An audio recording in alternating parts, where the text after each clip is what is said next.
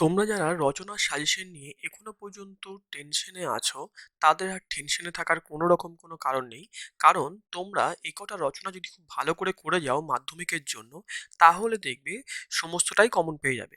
এবং তোমাদেরকে বলে রাখি যে মাধ্যমিকের রচনার ক্ষেত্রে যেটা তোমরা সব থেকে বেশি গুরুত্বপূর্ণ, তোমরা বিজ্ঞান থেকে কিন্তু একটা রচনা ভালো করে করেই যাবে। যে শুধুমাত্র যদি একটা রচনা করে যেতে চাও, তাহলে বিজ্ঞান থেকে একটা তোমাকে করে যেতেই হবে। ঠিক আছে? চলো তোমরা এই সমস্ত মানে 2026-এ যারা মাধ্যমিক দেবে, তোমরা এই 6টা রচনাকে খুব ভালো করে দেখে যাবে, তাহলেই হবে। আর আমার কাছে যদি বলো যে জিজ্ঞেস করো যে বিজ্ঞান থেকে কিন্তু একটা সত্যি কমন আসে, প্রত্যেক বছর বিজ্ঞান থেকে কিছু না কিছু একটা দিয়েই দেয়। সেহেতু তোমরা বিজ্ঞান থেকে খুব ভালো করে রচনাগুলো দেখে যাবে। এবার দেখো তোমাদের এই 6টা রচনা কি কি আসতে চলেছে।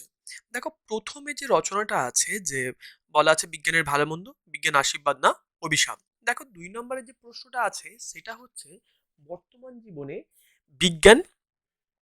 এবং 3 নম্বরের প্রশ্ন দেখো বাংলার উৎসব। এবং এই আত্মকথা যেটা আছে, এই আত্মকথাটা কিন্তু খুবই গুরুত্বপূর্ণ।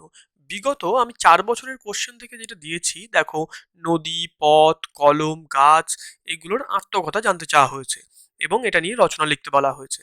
তাহলে আত্মকথা থেকে কিন্তু যে কোনো একটা রচনা তোমাদের আসতে পারে, কারণ বিগত বছরগুলোতে আত্মকথা থেকে একটা করে দিয়েছেই দিয়েছে।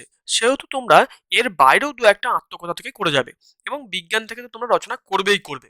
এবং দেখো 5 নম্বরের প্রশ্ন দেখো কি আছে, সেটা হচ্ছে যে বিশ্ব উষ্ণায়ন। এবং 6 নম্বরে যেটা আছে সেটা হচ্ছে তোমার প্রিয় ঋতু।